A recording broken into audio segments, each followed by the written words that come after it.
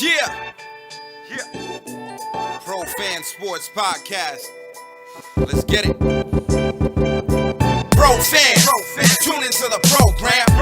Every single week, get the dope, fam. Sean on the mic, very flat too.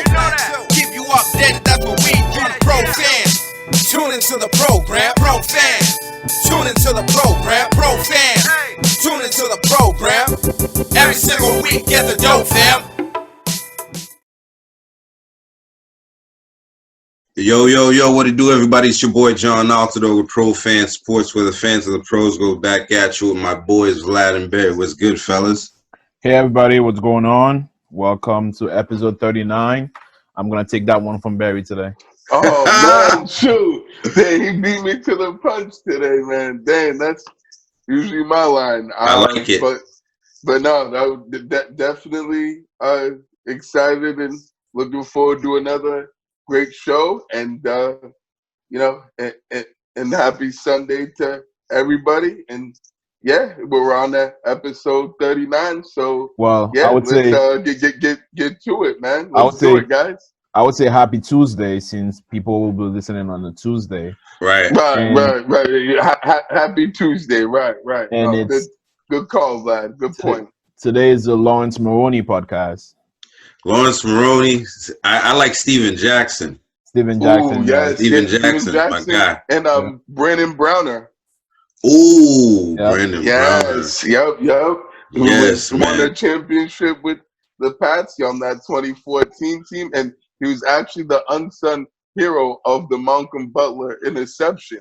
Right. And Right. you know, he's no longer a hero, man. He's actually in jail. Whoa, what? Yeah, he's You know in what jail for happened? I didn't hear about that. That's crazy. I didn't hear about that. For some really messed up stuff like kidnapping, all that stuff. Whoa. Bro. Like, he's doing some years too, man. He's doing some time. You know, Jeez, that's maybe he was maybe he was on the roids. You know what I'm saying?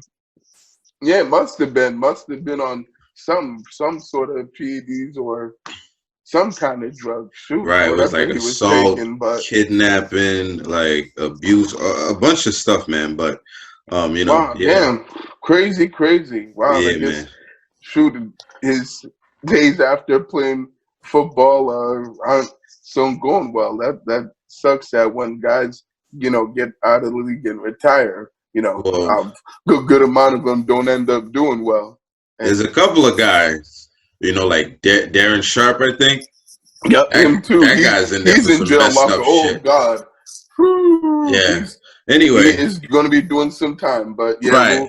we'll leave it at that. We definitely don't want to highlight those guys, but Yeah, no, they don't deserve it. Absolutely not.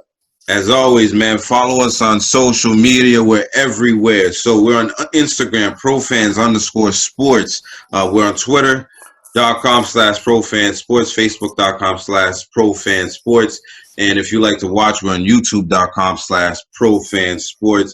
We ask you to please subscribe and share the videos with your friends. You know what I'm saying? That helps us channel out a lot, and we can keep giving you good content.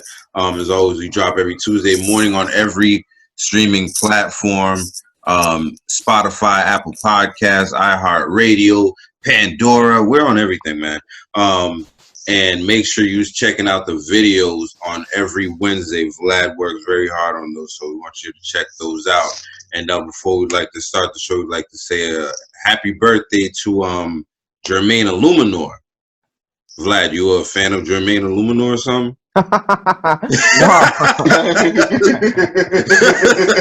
That's your guy, huh? But that's your favorite offensive lineman on the Pats? Yo, I'm like, why we say happy birthday to Jermaine Illuminor? Right, I know, that's weird. We've never said happy birthday to a Pats player. We've said happy. into No, him. that's not true. We said happy birthday to Sonny Michel when it was Sonny Michel's birthday. Yeah, but he's Haitian. So Right, exactly. he's the Pats player. That's true. That's true. No, I'm just you like, got that. But I'm just. that's your boy. That's your Haitian boy. So I figured you guys would show him some No. love. But all I'm saying is it's a Pats player's birthday. We're obviously Pats fans. Mhm. So we say happy birthday. That was it. I don't know why Nah. y'all hating. No, I just looked at it. I'm ain't like, nobody hating. Jermaine It's aluminum. surprise. That's all. It's just You know? surprising. Well. Let's be honest. We want to say a real happy birthday to John Altidor. Yes, Our definitely. I our thought co that's where he was going. our co-host, and he's turning 33. Damn, you had to tell him, yo. Oh, my fault. My fault. Oh man. Oh, I know. I meant to say tell him that 23. John's getting old. That's it. I meant to say 23. He's turning That's 23. So it's his Jordan year. For real. Yeah. The Jordan year. Happy So Jordan year, John. Make sure y'all wish him a happy birthday when y'all done listening to this podcast. Jump on social media, all the social medias that he mentioned. Just jump on them and wish him a happy birthday. I appreciate it, definitely. man. Show him some birthday love for sure. No doubt. But yeah, it's the Larry Bird year, like Vlad was saying yesterday, and yes, sir. Yep. I say the Jesus year. You know what I'm saying? Yeah. Jesus really? Died, he died at 33. Oh. You know what I'm saying? So I reached it. Yeah, didn't even think of it. You know, that's a good point, though. Yeah, for sure, man. But I appreciate that, man. And as always, we're gonna be hitting up on the NFL, giving you a little bit of Patriots news, see the matchups they got going up, as well as the matchup they just had, and some more NFL news around the league. We'll look at what's happening. We're going into the NBA. The NBA is back, preseasons, some notable games we'll talk about, and some guys saying some funny stuff in the NBA too, like Kyrie Irving. So we'll get to that. Then a couple news about the MLB, NHL. Vlad will let you know about the soccer and the MLS championships. And then, of course, we have, some questions of the week and maybe a very money lifestyle person of the week, so stay tuned. But first, let's get to it, man. NFL, right? Patriots news. Ryan Izzo was placed on the injured reserve. So now we don't have a tight end anymore, right? Well, the one tight end. Rookies. Yeah, the one tight end that was productive, he's out.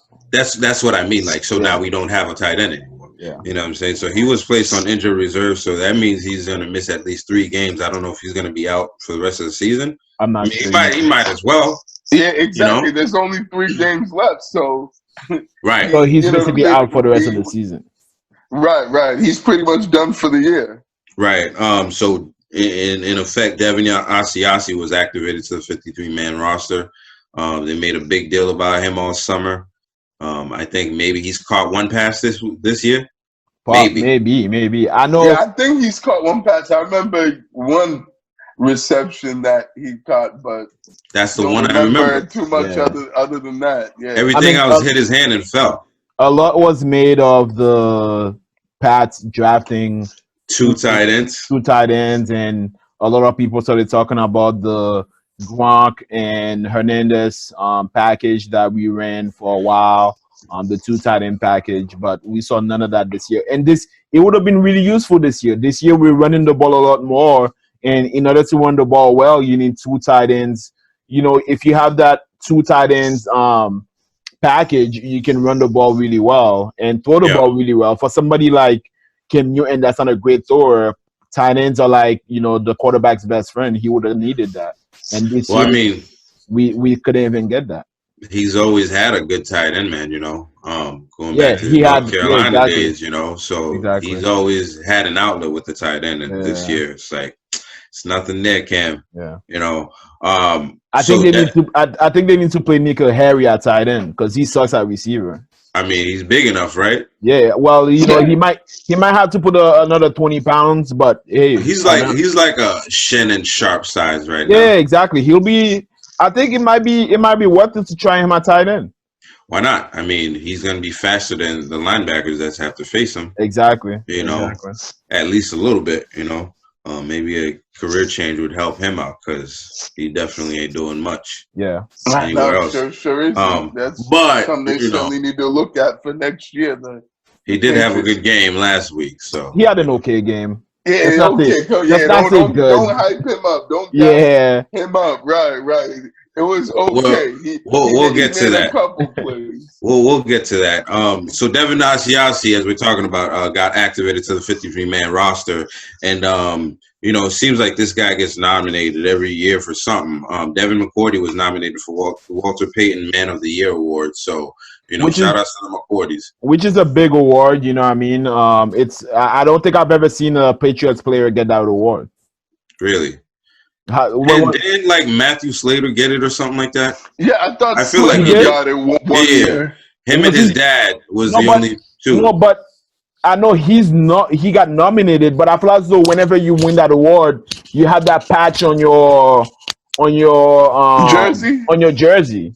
Yeah, I never seen that patch on his jersey. I don't know. Maybe I'm wrong. Maybe I thought he did. Maybe he won Man of the Year or something, or I don't know what he won. Maybe like the community service person that they. Yeah, maybe that's what he won. That's what it was. I think Slater's been nominated before, but I don't think he actually won the award. Okay. I mean, that would be. Yeah, cool. He never won it. No, the McCourtys, they're always solid. So Yeah, I think they always deserve these things when they get recognized and stuff like that. For sure, and they do a lot of things in the in the community. They're very active, giving back to the community and doing a lot of really good positive things to to help others who need help. So no, definitely big shout out to Devin McCourty and even his brother Jason McCourty. I just hope he wins it because, like I said, no, I've never seen a Patriots player win it. Yeah, for sure. I mean, good luck to him on that. I hope home he wins team too. Home team, you know what I'm saying? I mean, I think we've avoided the topic so far enough, but let's talk about the Patriots game that happened against the Rams on Thursday night football. Patriots at LA Rams, and Patriots got their ass handed to them by the score of 24-3, and I think we were lucky to even get those 3 points that we did. So let's talk about it a little bit. What was your thoughts on the game? Cam Newton's performance, the offensive line, Stidham's play. There was a lot that happened in the game. What were your thoughts on that? It was obviously a disappointing game. I came out a couple of weeks ago. I said we were gonna win 6 straight, and the Patriots let me down. So our chances to make it to the playoff has shrunk, and 6%. So we're most likely not gonna make it. It was a putrid performance by Cam Newton. Nevertheless, the offensive line did not give him enough time to do anything either. We couldn't run the ball well. We couldn't throw the ball well. The offensive line couldn't handle the defensive power of the LA Rams. LA Rams have the second best defense in the league, and they prove why, and they prove that.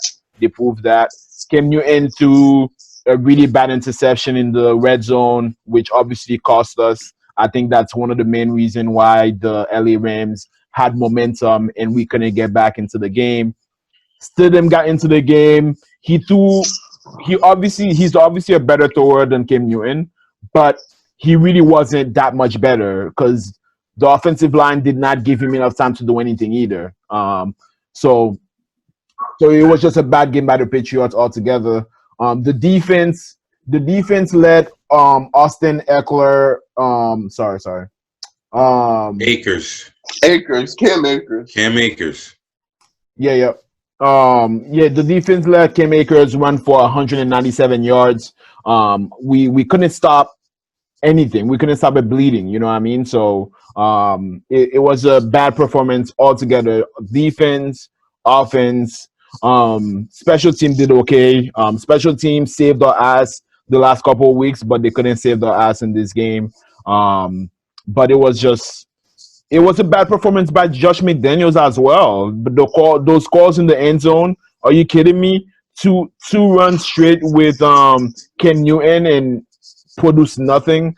I knew he threw that interception the previous drive, but you gotta let him quarterback. Like I understand there's a lack of confidence in him and lack of confidence in his throwing, but how are we gonna win games if we're not throwing the ball? Like, you know what I mean? We gotta we have to design throwing plays to get in the end zone because obviously the running game, we so predictable in the running game that every team knows what we're gonna do and they're ready for it. So it was like I said, it was a bad game altogether. I'm gonna let you guys go. Yeah, I think certainly, you pretty much hit on some really good points, Vlad, in regard to how god awful and abysmal and atrocious this game was for the New England Patriots in all three phases. I mean, they simply just got outcoached, outplayed, uh, in every aspect of the game. They didn't do anything well at all. There's no personnel group that you could say had, even an okay game. They all sucked. They were all straight garbage. Like, it was pathetic, embarrassing. Like, they got annihilated in epic proportions. Like it was by far their worst game and worst performance that I've seen, not only this year but in most recent years, in a while. Well, like since they've played that bad and put that pathetic of of a performance and have been that non-competitive. Like, right from the gate, the Rams ran the football down their throat all night, and the Patriots defense had no answer for it. They had no answer for not only their running game, they had no answer for their passing game. Jared Goff was able to complete some key completions, to keep drives going. And, Cooper Cobb, who I said last week the Patriots needed to do a good job of defending and covering him. They certainly didn't do that. We can see now what difference he makes in in that offense, since he didn't play a couple of years ago in the Super Bowl. So he's certainly a big part of their offense and what they do from the offensive side of the ball. And certainly we saw that on Thursday with not only his receiving, but his blocking on the edge for the running backs for Cam Akers, who had a field day, 171 yards rushing. Think he had a touchdown, if I'm correct. But anyways, he had He didn't have a touchdown, but yeah, you're right. 171 yards, 71 yards rushing on 5.9 yards per per carry. carry. So yeah, 6 yards a carry. He had 29 rushes. So I mean, yeah, he pretty much just ran all over our defense and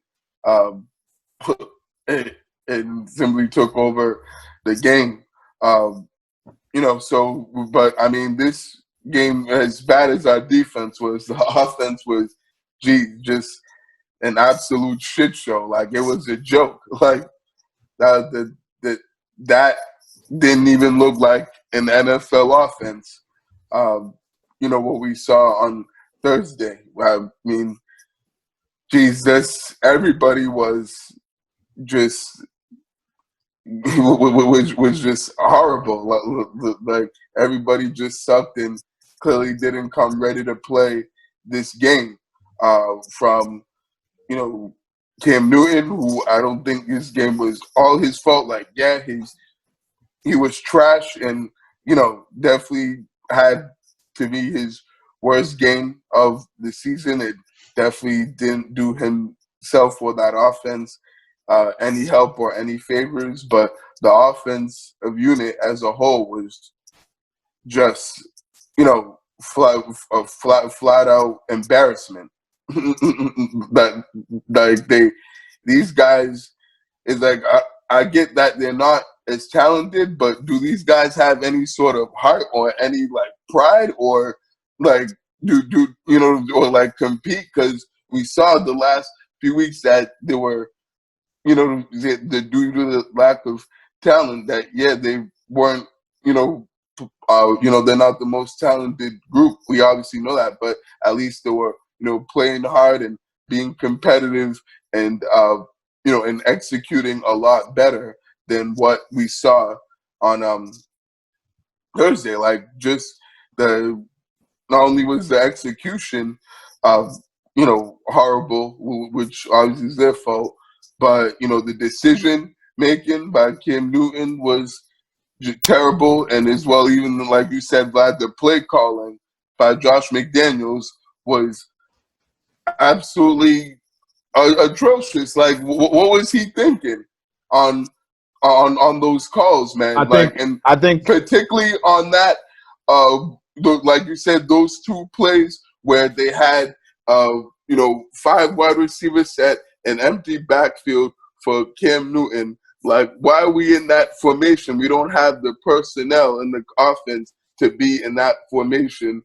Yeah. To be able to actually run a good play, to be able to execute on that, like particularly since Cam's been struggling throwing the ball. So, and they're pretty much what I was seeing was that they were by their formations and the way they were lined up, they were telegraphing what the play was going to be before the ball was snapped, and you can't do that against anyone, especially against the Los Angeles Rams defense, who, like I said last week, is an elite top 3 defense in this league, and we saw why on Thursday night, why they're such a great defense and so elite. So when they, were running plays like that, it was just a big head scratcher, and it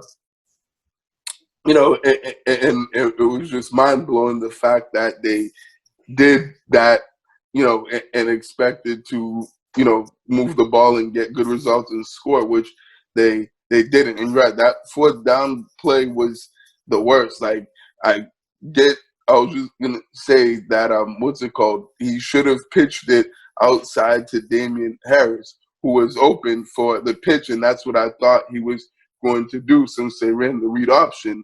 And he, for some reason, decided to keep it when there were like 2 or 3 defenders that had the inside plugged up and covered and now ready to tackle him and make the play. If he had made the pitch to Harris, Harris would have been one-on-one with the defender and would have had a chance to score. I would have much rather see Harris with the ball in his hands and one-on-one against a defensive player than Cam Newton trying to take 2 or 3 guys onto the end zone when we know that's most likely not gonna happen. So yeah, the Patriots just shot themselves in the foot, particularly with those red zone possessions. 4 possessions in the red zone, only 3 points to show for it.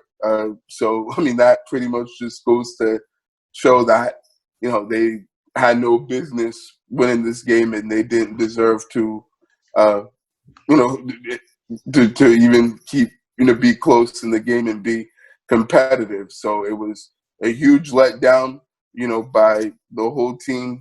And, and it was really unfortunate to see that happen after they'd played a good stretch of games and, and coming off the Chargers win, we all thought maybe this, their season of turnaround and this team was, a different team, and that we started to get better and improve, but it's like they just went right back down to square one on Thursday, and the same problems that we've been talking about pretty much all year are reoccurring, particularly with Cam Newton and the offense. It's just annoying and frustrating to continue to see the same mistakes and the same things happen over and over again, and them not make any sort of adjustments and not do anything differently to not make those same mistakes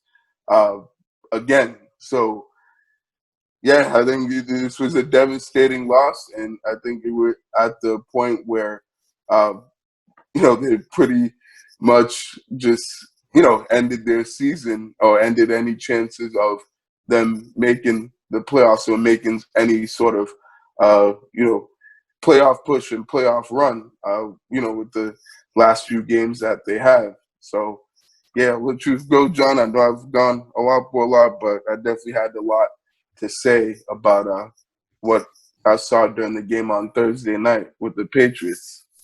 Yeah, I think you guys for sure made, a lot of points.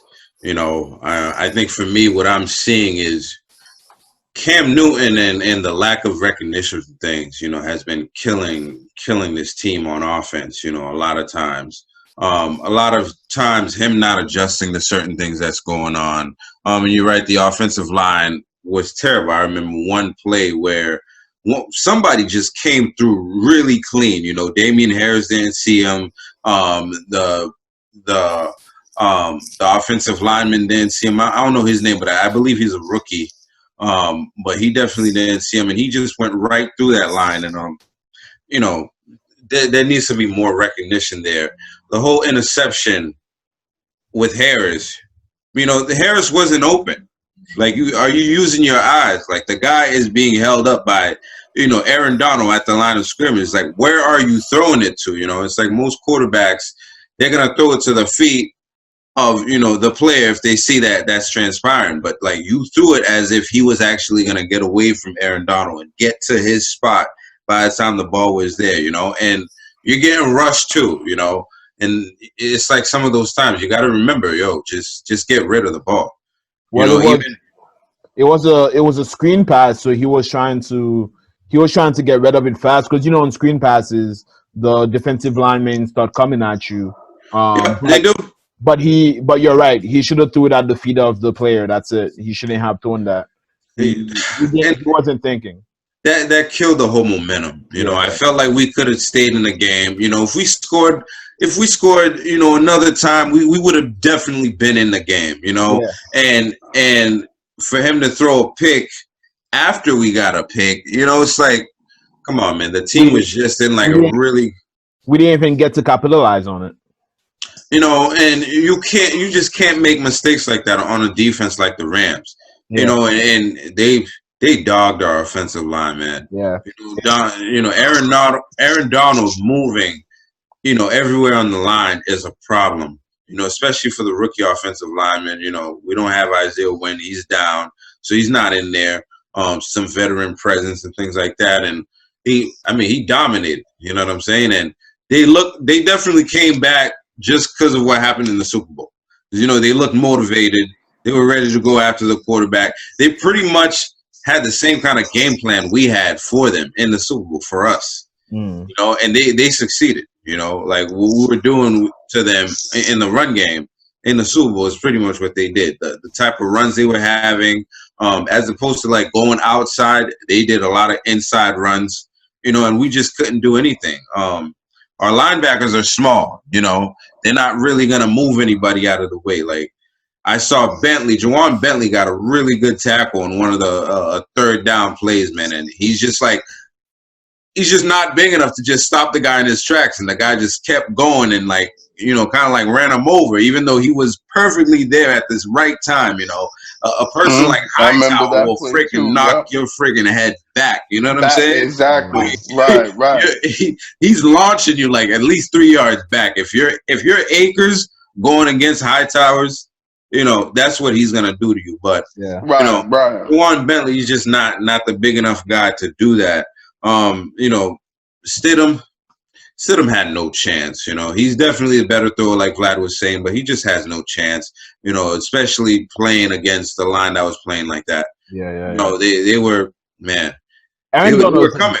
Aaron Donald's a beast. He's a beast. There's just no other word for it. And when he's moving across the line like that, and you don't have the personnel that can think at a high level like that, it's just going to be a problem for your offensive line. And Cam Newton, we're spoiled, you know what I'm saying, because of the guy we had for so long, and he was the best at recognizing, when these things were coming. You know what I'm saying? He would change protections, change the line, change assignments, do whatever. Put the linebacker at the right. Put the running back at the right spot to to stop the rush. To chip the guy, to do something. And Cam Newton just doesn't think at that high of a level. He's a football player, but he definitely doesn't think the game at a high pace. Like He doesn't think of it at a high pace like Brady Hmm. does. He doesn't have the skills that Brady does. He Hmm. doesn't he doesn't have the awareness that Brady does to either throw the ball away, don't get a sack. Like he just doesn't have it. But I also heard that the Rams are on a revenge tour. I mean, A couple wouldn't weeks you ago, be? they beat Brady, Yep. and then now they beat the Patriots. So, Hey, let's get it done. You know what I'm saying? That's what I said. They were motivated to come into this game and yeah. smack us, man. And But we you know talked what? about But you know what? A revenge doesn't give you a ring, so exactly. take that. No, I was like, yo, these guys are sure are happy, man. Like, you guys still didn't win a ring. Yeah, yeah, yeah. You beat a Patriots team that has like no real players on it. You know, and it just is what it is, man. I thought it was definitely the worst game for Cam Newton. That's saying something because a couple weeks ago we thought that was the worst game he had in the season. Yeah. And it Right seems like against the Cardinals, yeah. piling up more worse and worse games. Well, And we thought he was gonna get better as the season goes because game. I remember game 1, 2, 3, and 4. He started getting better. You know what I mean? Like yep. we thought he was just gonna keep getting better, but he just hasn't gotten better. I mean, regardless of getting better or not, Bill Belichick says that Cam Newton, he's going to be the starter. He's still the starter. How do y'all feel about that? Man, I'm shocked. I'm surprised by how much leeway he's giving him. I don't know if Bill Belichick believes in miracles. Maybe he thinks that 6% is gonna. Maybe he still thinks we're gonna get in the playoffs. But like, I feel like it's time we see what Jared Stidham is. Yeah, I do. Regardless if you feel like Stidham is not at a level of Cam Newton. Regardless if you feel like the offensive line won't hold up enough for him to make the plays. I feel like the offensive line has been playing good, pretty much all year. As there's a few bad games that they've had, but for the most part, they've been solid. We have, one of the #1 rushing teams in the league. I get that our receivers are not the best, but Jared Stidham has two guys that he loves playing with, which is N'Keal Harry and Jacoby Myers. And with Gunner too. And we see he has some good chemistry there.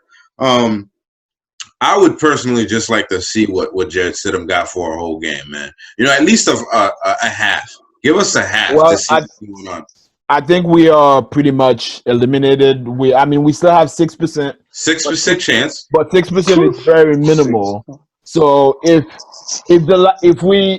once we get eliminated, I want to see Jared Stidham play at least one game. At least one game. But the way Belichick is talking, I don't think he's gonna do it. I just don't. I mean, Barry, what do you think? You think we should start Stidham or? I mean, we should certainly look into,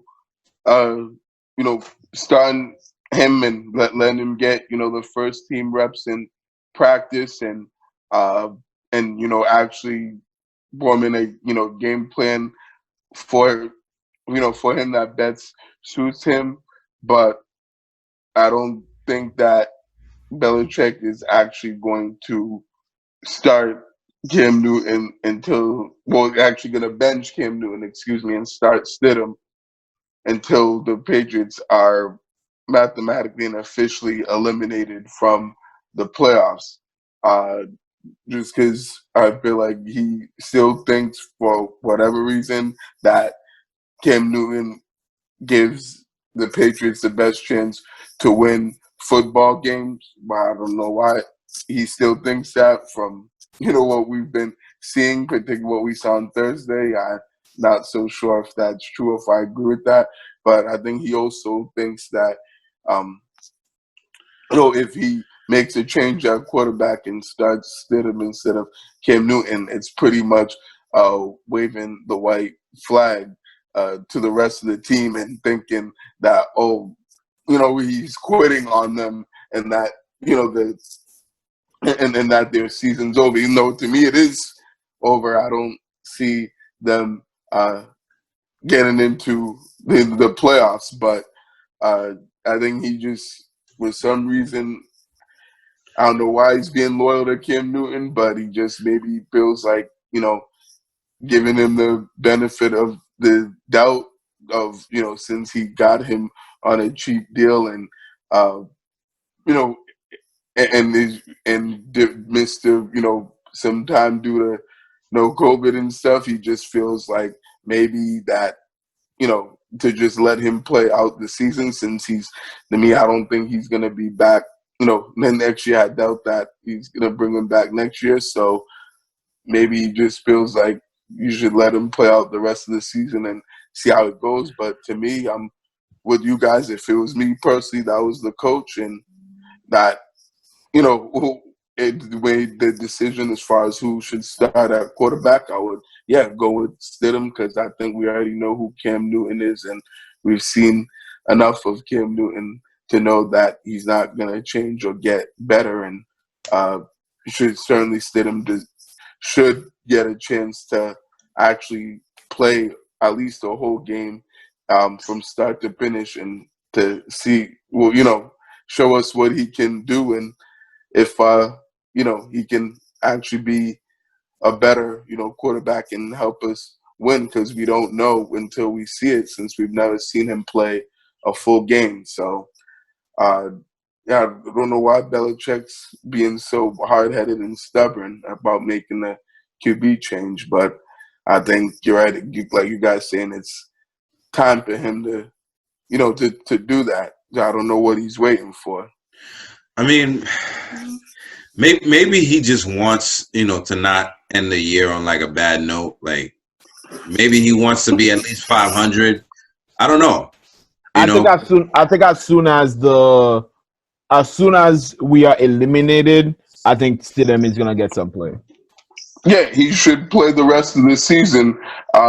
As soon as we're officially eliminated from the playoffs, I think he's certainly gonna let Cam play until it's officially the Pats are officially done from playoff contention.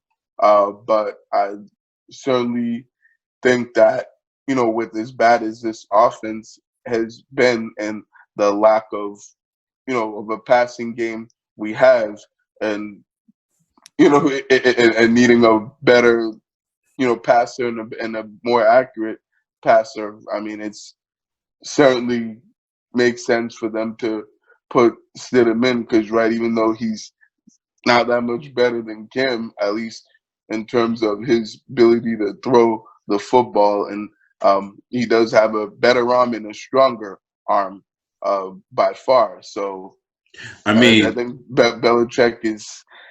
I'm still trying to figure this out now, and I just seem to not be able to do that. Why he just won't play Stidham and bench Cam Newton? I don't know what it is. I mean, I heard you guys talk about changing the game plan and stuff like that for Stidham. So we don't have to, because we can use the same game plan we use for Brady for Stidham because they're kind of like similar in the quarterback styles. You know what I'm saying? We've had to change the things for Cam Newton, and clearly, he just really can't do a lot of that stuff. And there's still a lot of those Brady components in our offense. It's still that offense, except with a few changes for Cam Newton. We talked about him being inefficient in the short area, and he just really sucks in the short area. The best throws he makes are 15 to 20 yards down the field, and that's when he has time to actually see what's going on and survey the field. So I think putting Jared Stidham in, your offense actually goes back to a regular offense as opposed to what we have to do with Cam Newton.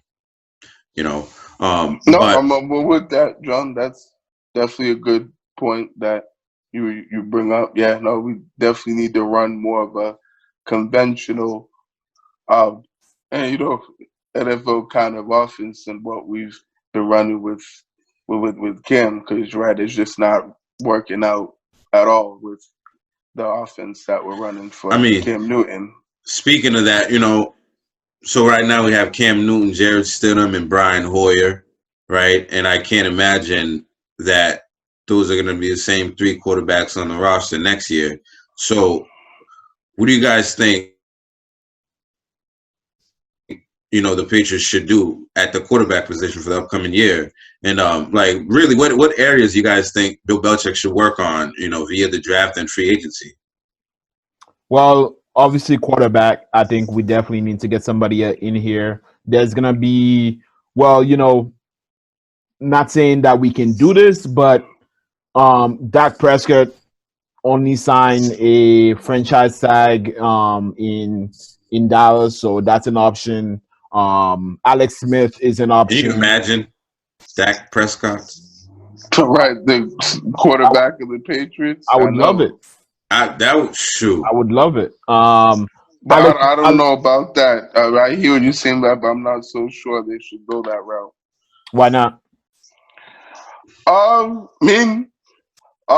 The obvious reason would be, one of the obvious reasons would be because of the injury. It's devastating and severe, and catastrophic injury that he had. That I'm not so sure that he can be the same player, the same quarterback, that he was before the injury. I'm as much as I hate to say, because I like that, but I just don't think that we should be getting a quarterback that had that big of an injury and sign him and let him be the next starting quarterback. For the Patriots, I think we should look for a better option than that. I think it's a great option. I think I love Prescott. I think the Patriots can do a lot with him. He has more abilities than Cam Newton, obviously. For sure, absolutely. Yeah, and I think Belichick can turn him into even a better quarterback than what he is now. I think one of the reasons why it'll be really nice to get him is because with this injury that he just got, his price is gonna be a little bit cheaper. So, and Belichick is gonna look forward to that. And also, quarterbacks get injured all the time. Look at not all the time. No. Look at Alex Smith. Look at what Alex Smith had to go through to get his leg back. 17 surgeries, multiple surgeries. His leg almost got cut off. He's back, and he eliminated the Pittsburgh Steelers. Not eliminated. Defeated them. Right. Defeated them. Right. Look at the guy in Carolina right now. He came back. Teddy Bridgewater. He played really well with the Saints. Now he's starting for Carolina. You know what I mean? So I think I'm not worried about the injury at all. And just like you said, it has to be somewhat of a concern, though. I hear what you're saying. Not to me, it's not. I think he's gonna come back fine. To me, I don't know, man. I actually agree with Vlad because really? Dak Prescott is not like the craziest mobile quarterback out there. He can sit in the pocket and throw the ball. Yep. He has some escapability. Dak Prescott is not a basketball player. It's not like he's doing extra cuts here and there with his ankle throughout the game. Even the way he got injured, it wasn't like he was making a move or anything. The guy just spun him and put his weight on him, and that's how that freak accident happened. So I think with the way the medicine has gone on, the guy's already walking. He has a crutch, but he can put weight on his ankle a little bit already. So I think if anything, Dak Prescott would be the greatest free agent out there if he was willing to actually sign to another team. But Vlad, finish your point. No, I that was my point. My point is that Dak Prescott is going to be cheaper. He's going to be back, and he might be a free agent. And if the Patriots have a chance to go after him, 100% do it. 100%. I'm seeing a lot of stuff. You want to elaborate? But no, I have elaborated already. But I was talking to Barry. But I just want to say, I don't know if those tight ends are gonna be good. I think we might need to go after. If those tight ends are not good, we might need some more tight ends. We also need a better linebacker core. Our linebacker core right now sucks. I know that we have some guys coming back. Wait. Did Hightower say he's not coming back? No. I know he might be coming back, but still, a year removed from football, I really don't know what those guys are gonna look like. And also our defensive line, man, we need players on the defensive line. We are not good on the defensive line, and I don't want the Patriots to draft any receivers. I do not want the Patriots to draft receivers. They can go after a free agent, but drafting they need to not because they cannot draft a good receiver. They can go after free agents, but they cannot draft a good receiver. Yeah, Barry. Yeah, the thing certainly there's a lot of changes and a lot of things the Patriots need to do this offseason to improve the roster and address the the holes that they have. Certainly, first and foremost, it starts at the quarterback position. Um, would like to definitely see them not only draft a quarterback, but certainly get a veteran quarterback that is proven that can be able to, to play at a high level. I think, guys that would be, that they should go after. Certainly, I wouldn't mind seeing Jimmy G come back if they, would like to bring him back. We know how much Belichick loves Jimmy G and how much he didn't want to trade him and move him. And certainly they have a good, relationship. So I could see him coming back here, particularly since it's not really working out with the 49ers. And I don't think he's really meshing that well with Kyle Shanahan, the coach of the 49ers. So I think they possibly may look to move on from him this offseason. I wouldn't be surprised. I think another guy could be Matthew Stafford. I heard the Lions could be moving on from him as well and looking to, since they're going to be rebuilding, look to go in a different direction as a, franchise. So I think certainly if he becomes available, through trade, that's certainly another person that they should look at. I think even a guy like Carson Wentz from the Eagles. I know the Eagles been saying that they intend to keep Carson Wentz, but I think but they certainly can't cut him because it'd be too much dead money and cap space for sure. So I think at this point they, if they do look to trade him, I think that's certainly another guy that the Patriots should look at for sure. So I think those are some of the guys that if I'm the Patriots, I'm definitely going to be targeting if they're available, to say the least. I don't know how the free agency is looking like for quarterbacks for next year, other than Dak Prescott, but I mean we'll see who becomes available and how that's looking like once the season ends. But as far as other areas the team needs to address, they certainly need better tight ends and more talented and veteran tight ends that can play and be productive. Because we're not getting any production from that position. I'd like to see, another receiver, but you're right. We can't be drafting more receivers. We got to actually spend some money on a receiver and go out and get one in free agency, or at least one or two. But they definitely got to at least get something at that position to upgrade.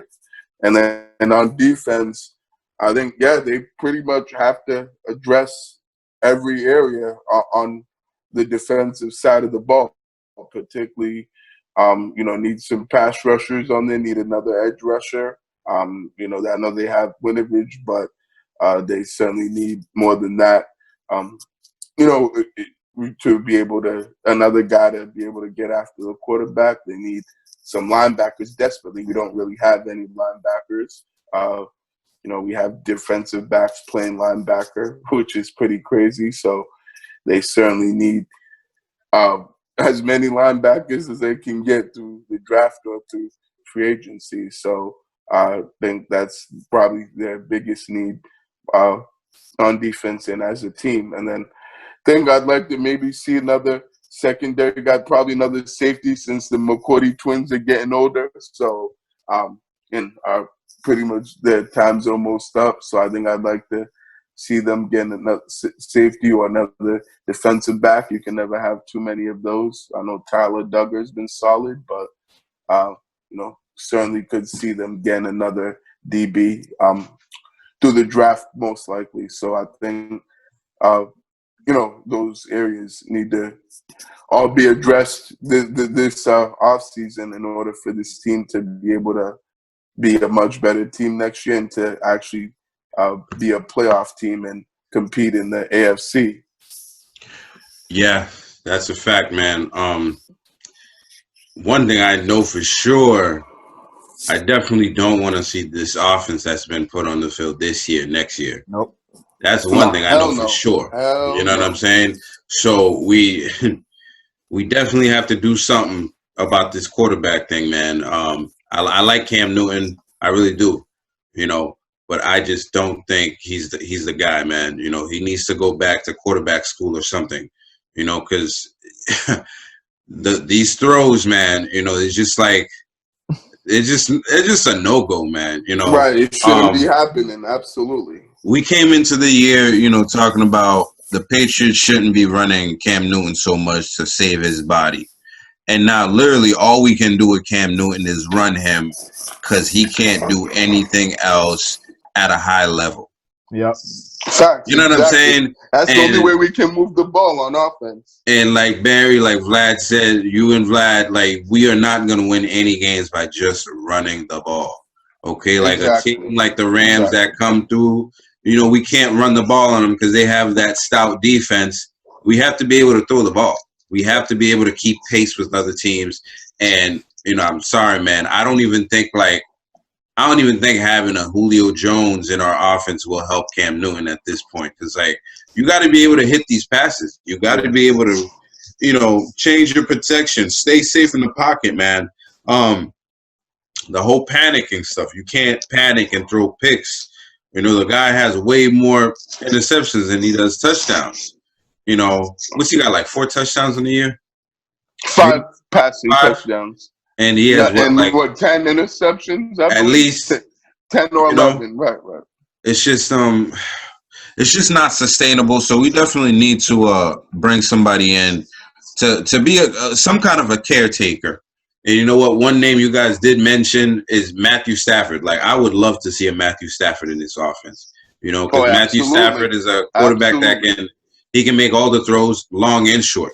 Yep.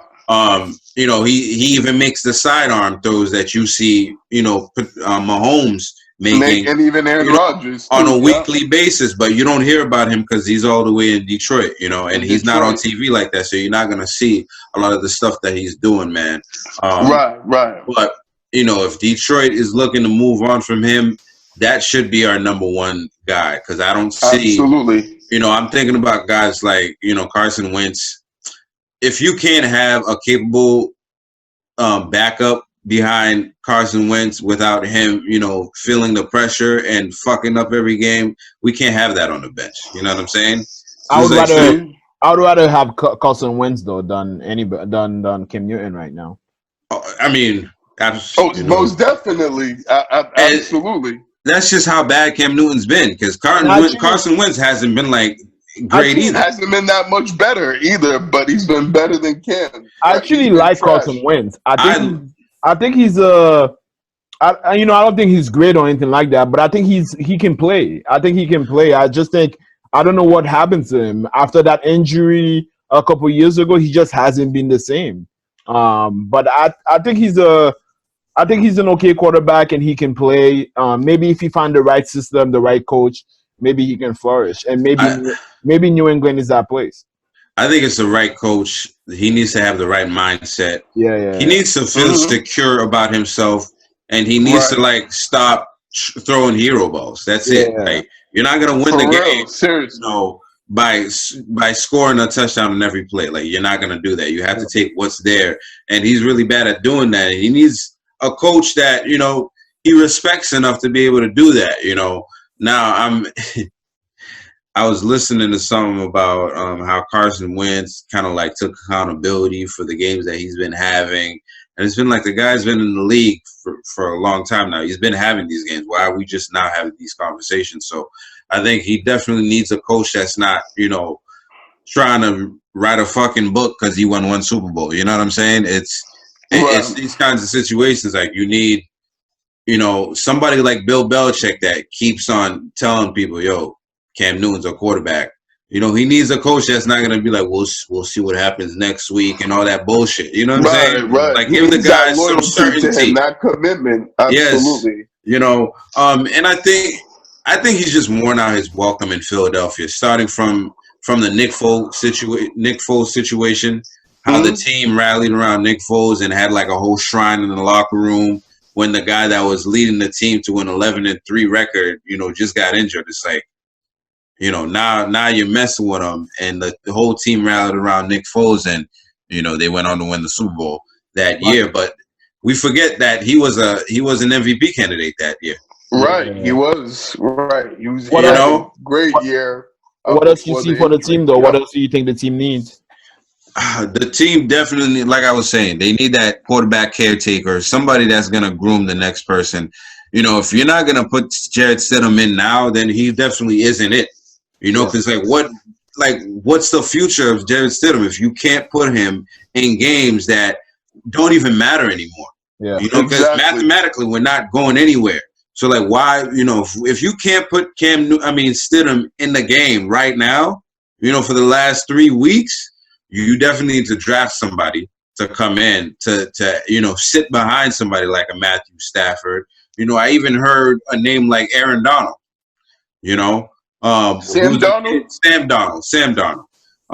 Yeah, I've heard his name too. How do you guys feel about Sam Darnold? Would you like to see him here? Would you like to Sam Darnold take a chance on him? Has some ability. The guy has ability. He just needs a coach that knows what the hell he's doing. Because Adam Gase is fucking terrible. Garbage, man. He wouldn't be. Sam Darnold wouldn't be my first choice, but he wouldn't be. If that's what we end up with, I'll be very disappointed in Belichick. But I would take him over Cam Newton. I think we take just about any quarterback at this point that's going to be available next year than Cam Newton. Look at how things have changed. I remember when we first heard the news that we got Cam Newton, we all got excited. Right. And then now, 6 months later, we can get rid of the Vlad. I said we can't get him out of here soon enough. Right. I said we should bring Cam Newton in to compete. I wish this motherfucker was not here now. Right. Saying that, John. I predicted it. I'm like, why are we not signing this guy? And then boom, he comes in. We're like, oh yeah, what'd I tell you? I shouldn't have told you guys. Right. I guess now you can see why he was available for so long and why so many teams that had an opportunity to get him ended up deciding to pass on him. Let me ask you guys a question. Yeah. What if the Patriots wants to bring in Colin Kaepernick? Let's go, dude. Let's go. Really? At least. Why not? Let's see what he has. What do we have to lose right now? I agree. But he hasn't played football in 4 years. Barry, I'm not saying to come in and be the starter. I'm saying bring him on to see what he has. Does he have something better than Cam Newton? I think so, man. I would support that. I'm not saying he would come in and start immediately, but I would bring him in on camp, give him some opportunity to play with the first team and see what he has. And maybe he'll surprise you. You don't know. He might suck. And we might cut him right away. But what's the worst that can happen? Cut his ass. Exactly. I would bring him in. He could be trash, John. I mean, if he's trash, we cut him. I don't think he has much left in playing football. not playing football in the league for so long, being We don't know out that as though. long as he How has. do we know that?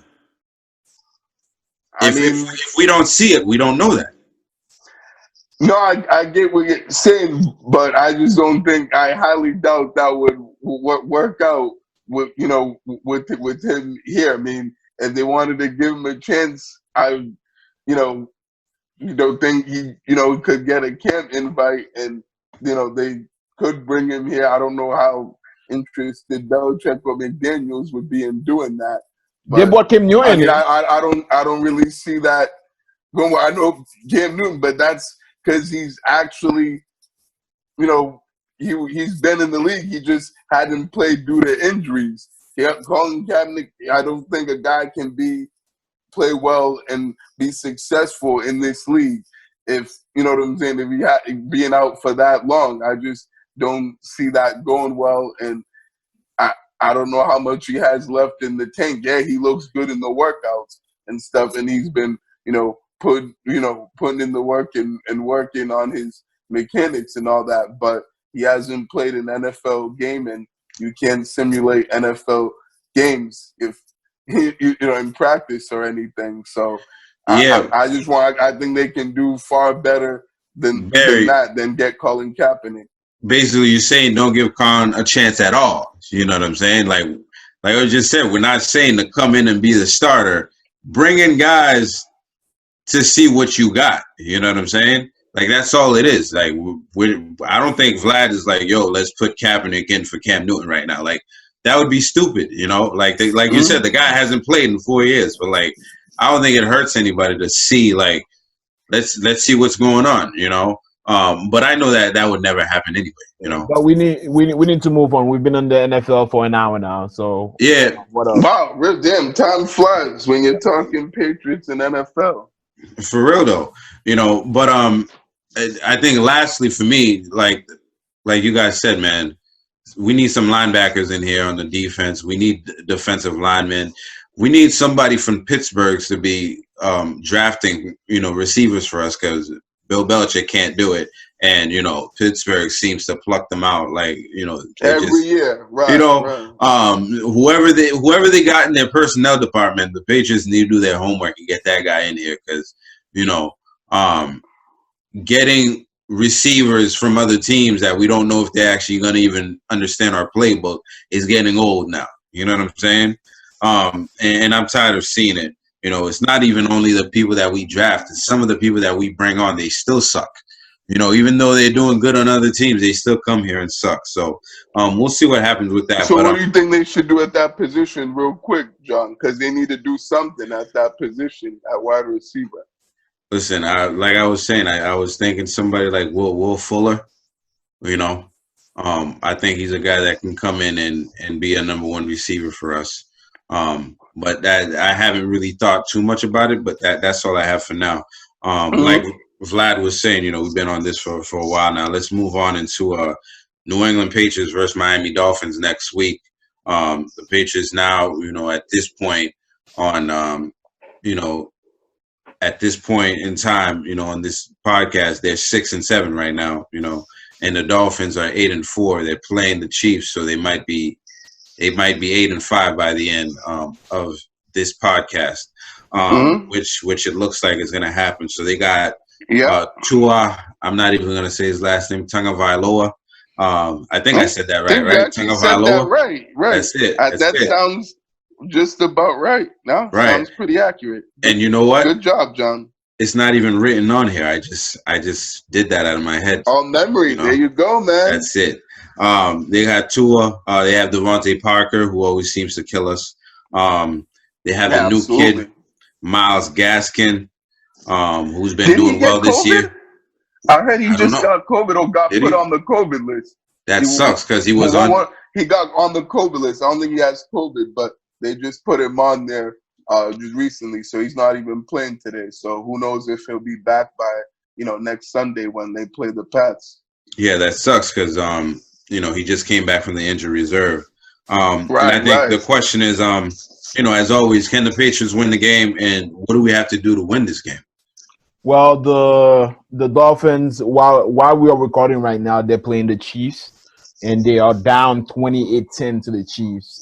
So they're most likely gonna be 8-5 by the end of today, at least Sunday as we record in the podcast. But they the Dolphins have been playing well. They might not be playing well against the Chiefs right now because the Chiefs are the Chiefs. We know the Chiefs are basically one of the best in the NFL right now. But they do have a good team. They have a coach who was part of the Belichick coaching tree, who was coaching his ass off this year. Tua, I think he's a rookie. He's going to struggle. Rookies struggle against Bill Belichick defense. That's all there is to it. So I think in that sense, we do have a chance. But it's going to be a tough game. We play. It's always hard for us to play in Miami. We don't play well in Miami. It always been that way. So I think that's a game that we can lose for sure. I don't know if we're gonna win that game. I think that's definitely a game that we can lose. Yeah, certainly think that this game is obviously going to be a tough and close game, and I think that it's going to be a game that I think most likely we're going to be on the losing end too. Certainly, I know that Miami's been playing well, and I know typically rookies struggle against the Patriots, but I just think that Miami's a better team. Certainly, they've gotten more talent both on offense and defense than the Patriots. I certainly think Brian Flores has knows how to coach against the Patriots, and has certainly done a good job with the couple of games that we've played against them to be able to game plan against us and figure out ways that slow us down. And I just really don't see them winning this game. But if they do win this game and how they're gonna win it, I think certainly gonna have to get back not only the running game, but because we know they can run it well, but they're gonna have to be balanced on offense, and the execution has to be better, and on both sides, offensively and defensively, and certainly the decision making and not turning the ball over has to happen. They can't have any mistakes as far as dumb passes or or anything like that.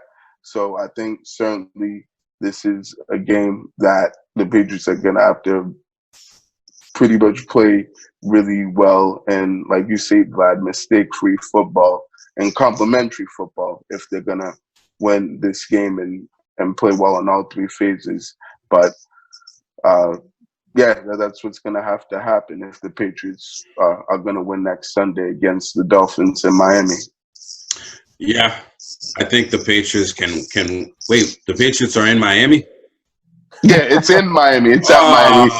Miami already played week 1. I know. I wish it was in New England. If it was in New England, I would have said they would, most likely win. But the fact that it's in Miami, you're right, it makes even less confident that they're gonna be able to win the game. So I know that's a bad hit and a bummer.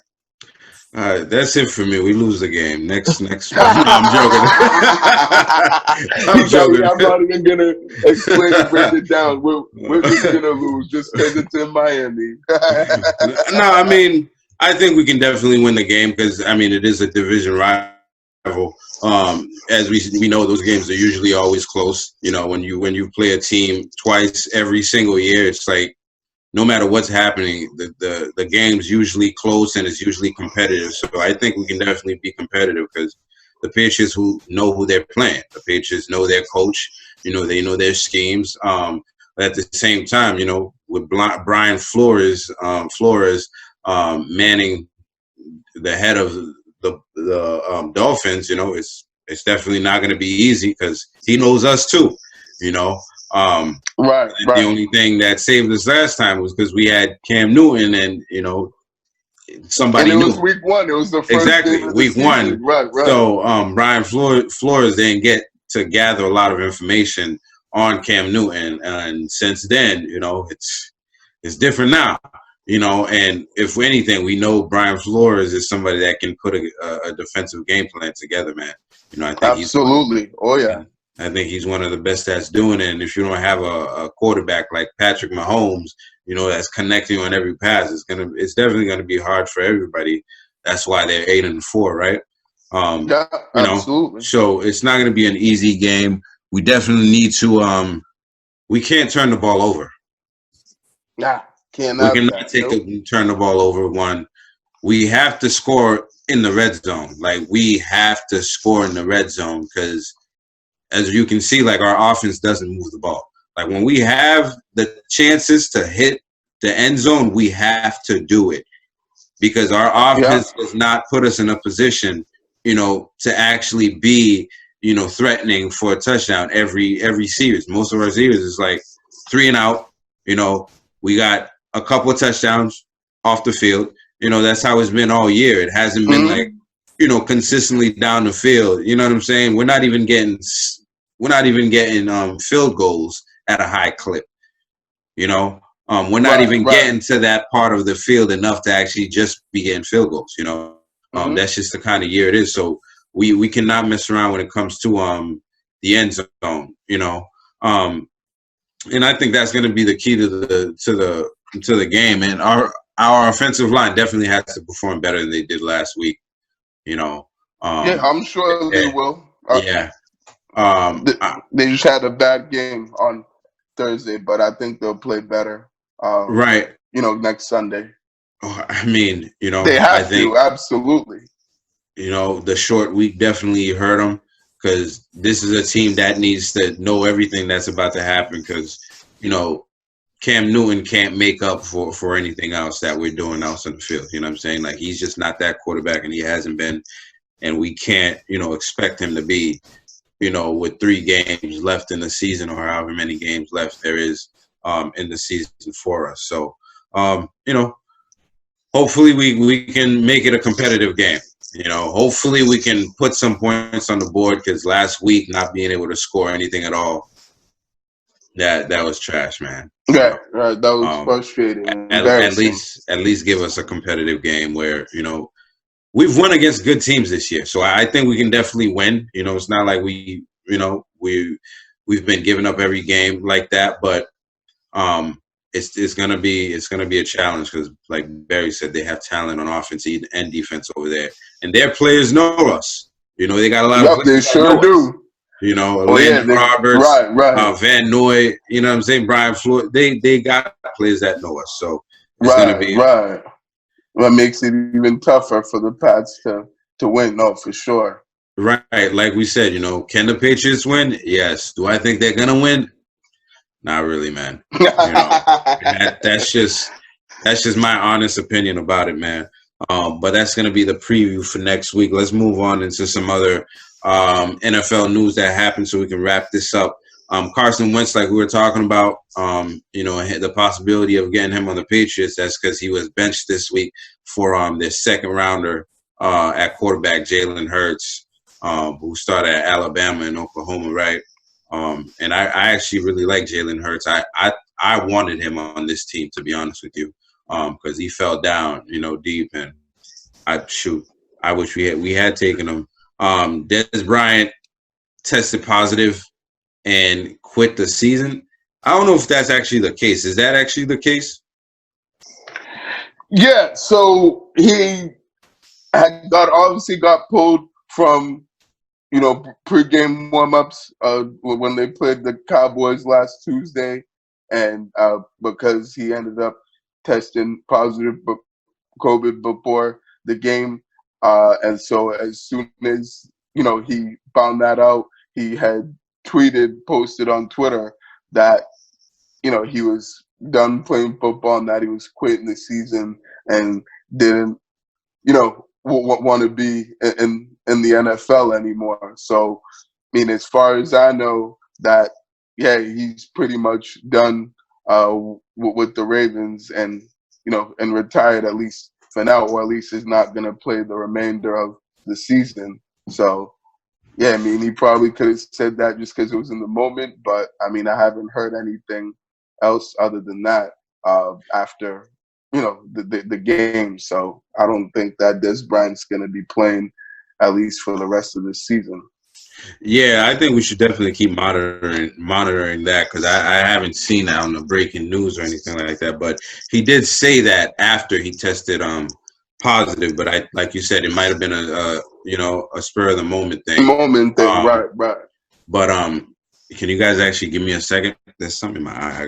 Steelers, Pittsburgh Steelers. They're no longer undefeated after a loss to Alex Smith's Washington's football team.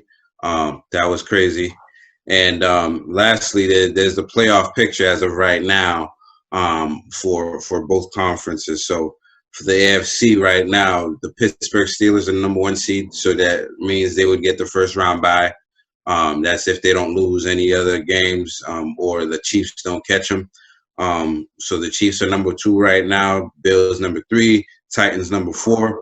So that means the Kansas City Chiefs, who would be #2 seed, this year there's only one team actually gets a bye, which is the #1 seed. So the #2 seed has to play, the first week of the playoffs, and Kansas City would, as of right now, would play Indiana, the Colts. The Bills, who are #3, would play the Dolphins right now, and that game could go either way. The Titans would face Cleveland. I'm glad for Cleveland. Cleveland's #5. And then for the NFC, New Orleans is #1. So that means Green Bay, who's #2, would play Minnesota, who's #7. The Rams, who's #3, would play Tampa Bay, who's #6. That would be crazy. It would be, absolutely. And I can't fucking believe it. The New York Giants, who are at #4, would be playing the Seahawks at #5, who they just beat the other day. Last week. Exactly. That's crazy. Wow. Yeah. And since we've been talking about this, we'll probably do more of a breakdown next week's episode about, our thoughts on the playoff picture. But that's the playoff picture right now. Let's move on to the NBA, man. Preseason games. A lot of preseason games happen. I was happy to see, basketball back on TV. It's definitely different to not see the players. I mean, the fans in the stands, but 2020, we're all adapting. So we got to adapt. And I'm sure that the NBA will do certain things to make it feel like they did when it was in the bubble too. So we'll see what happens with that. But for the preseason, the Lakers versus the Clippers, and without AD and LeBron, the Lakers beat the Clippers 87-81. Montrezl Harrell played. Dennis Schroeder played. Paul George and Kawhi played, and Lakers still beat them with those guys playing, which doesn't mean much because it's preseason. Montrezl started against them, for his first preseason. The Rockets played the Bulls, and Rockets won 125-104. John Wall and Boogie Cousins started. That was definitely surreal to see. John Wall, getting the assist to Boogie Cousins out there for the 3 and whatever. But it was good to see those guys come back, from injuries. It's always good to see players come back, when they've been dealing with adversity and stuff like that. The Warriors, especially John Wall. Especially John Wall. Mm-hmm. Every time I think about John Wall, I think about this pro day picture he took where he looked high as shit. Yo, I'm like, yo. I remember that. You remember that? Too. I know what you're talking about. Yo, I'm like, no, he did look like he was pretty lit and getting pretty high in that picture. Yeah, that was hilarious. I was like, John Wall is smacked, yo. Right. Yeah, for sure. The Thunder played the Spurs. Thunder won 121-108. Those were some of the notable games that happened. LaMelo Ball, he played. That was a notable game. I saw everybody going crazy about it. And he got 0 points, but he got 10 rebounds, and he made some pretty crazy passes out there. So people are excited about him, man. Absolutely. Other NBA news: Paul George signed an extension, 5 years, $226 million. Nobody saw that coming with the Clippers. $250 million. That's crazy. Wow. That's crazy, right? $250 million. Right. Whew. Hopefully he can hit Man some got threes paid. this year. Yeah, he better. Yeah. For real, seriously.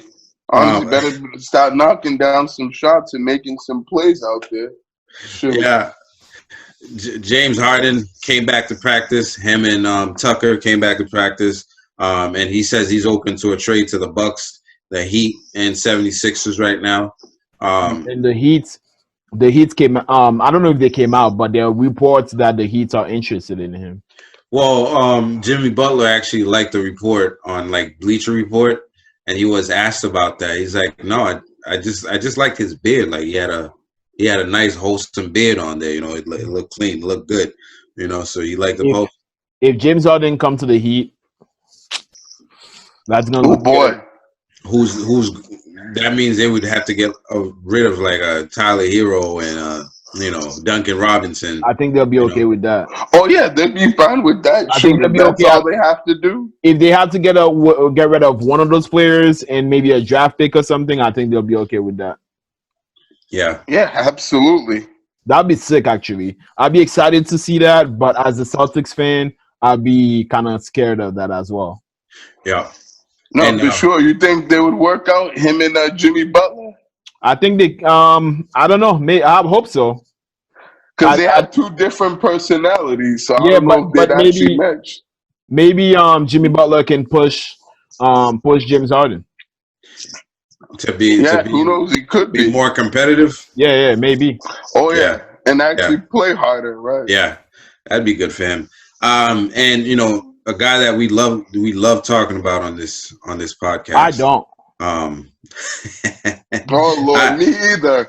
Oh boy, I know where this is going. Oh man, and I'm talking about Kyrie Irving. He was him and his team were fined $25,000 each for refusal to talk to the media. So the team, I'm sure, got fined because they didn't make him do it, and he got fined because he's contractually obligated to do these things, and he didn't do it. So he got fined $25,000. And we're talking about him because, you know, in Kyrie fashion, he came out with a social media post that has all of us talking, you know, trying to figure out this dude. You know, he's a strange one. And what he said after he got fined, he dropped the Malcolm X line. He dropped the Malcolm X line, but he said, instead of speaking to the media today, I'm ensuring this statement to ensure that my message is properly converted. Irving's statement said, in part, I'm committed to show up and to work every day, ready to have fun, compete, perform, and win championships alongside my teammates and colleagues in the Nets organization. And you know, the whole confusing thing was about what he really wrote on his social media, which is like this Malcolm X post that he made. I'm gonna pull it up so I can read it for you guys. And what he said was, I've had enough of someone else's propaganda. I'm for truth, no matter who tells it. I'm for justice, no matter who it's for or against. I'm a human being first and foremost, and as such, I am for whoever and whatever benefits humanity as a whole. Malcolm X. And then he says, I pray we utilize the money for the marginalized communities in need, especially seeing where our world is presently. I am here for peace, love, and greatness. So stop distracting me and my team and appreciate the art. We move different over here. I do not talk to pawns. My attention is worth more. And I mean, were you guys paying attention to that? I know you guys don't like talking about him. How'd you guys take that? I don't pay attention to anything Kyrie does. Kyrie does. He's not on the Celtics anymore. He's the New York Nets problems now. Or he's the Brooklyn Nets problems now, and that's how I see it, to be honest. Honestly, like, I really just don't pay any. Like I knew what was going on. I knew he wasn't speaking to the media. I knew he made those statements. But listen, it's not my problem anymore. Deal with it, New York. Yeah, I when I saw the comments and and saw what he said after he got fined from about the NBA, I was just I thought it was pretty laughable and pretty hilarious and head scratching at the same time. The guy just is. You just clearly doesn't get it, and he's just really strange and a weird person. I mean, I didn't really, but put like much into it just because he's not really here, and I could honestly care less about what he does, and don't really want to spend too much time or attention on what a player says if they don't play for the Celtics or my team. But yeah, he clearly just doesn't get the point of why he was fined and why the NBA decided to punish him for it, and it looks unprofessional. I mean, we all have parts about our job that we don't like and that we don't want to do, but as professionals, you still have to go out there and do it. Nonetheless, I get just like his boy KD. When KD was in Golden State, they don't like talking to the media. Well, what I'm saying is like grow up, like get over it. Like it's part of your job. It's part of being an NBA player, an NBA superstar, especially. Like you have to speak to the media and you have to do interviews and press conferences, whether you like it or not. Like your face and is gonna be out there as much as possible when you're a face of a franchise or one of the faces. So to me, the guy's just full of shit and full of himself as always, and he just clearly is. Yeah, he's just different in so many ways, and just clearly doesn't really care about anything. And I'm just glad that he's not with the Celtics anymore, and that he's on the Brooklyn Nets, and they have to deal with him. And I'm glad that he left when he did. So thank God we don't have to deal with any BS like that on the Celtics, and we got rid of that cancer or he left when he did. So yeah, that's pretty much all I'm gonna say about Kyrie. I don't want to say too much about it, other than he just has to grow the fuck up and be an adult and do your job, as Joe Belichick would say. So yeah, that I'm gonna leave it at that. Yeah, I mean, I know you guys don't like talking about him. Firstly, let's say I respect Kyrie's talent. I respect his talent. One of the most talented brothers, I've seen, with the rock in his hands. But with that said, I always pray for his downfall, man. I always like discussing every time he does something stupid. The media says something stupid. Like I fucking laugh at that because I have a disdain for him trying to freaking derail our young guys on the Celtics. And all you had to do was nurture the situation and be a good guy. You were being selfish. And it seems like he continues to be selfish because it's like, Kyrie, this is not about you. What you're doing brings attention to your team. They're asking they're asking your teammates these questions because you stupid ass don't want to answer a couple questions that, you can just bullshit anyway. You know what I'm saying? Like, it's not like you have to go in there and give like this special speech every time you talk to the media. Give them some vanilla answers, we're just doing our jobs. Hopefully I play good next game. And fucking exactly like Bill Belichick does. Exactly. Exactly. Like you said, we all have parts of our job we don't like, but you still have to do it. And I mean, personally, I hope he doesn't talk to the media and keeps getting fined $25,000. Yeah, absolutely. Maybe, I'd love to see that too. So that's really all I'm gonna say about that. Kyrie's definitely a tapped individual, man, and Yeah, cooked, man. he's somebody, Cooked. you try to figure him out, you're gonna confuse yourself. So that's not somebody I want to spend too much time, For sure, must be thinking smoking about. that good ganja, John. That strong ganja. Dude, I see like that all seeing eye on his shit, on like everything he has, like the pyramid, the Illuminati shit. I don't know. Something's messing with his head, with the Yeah, flat Earth bullshit, all that stuff. for real. Um, Seriously, something's off about that guy.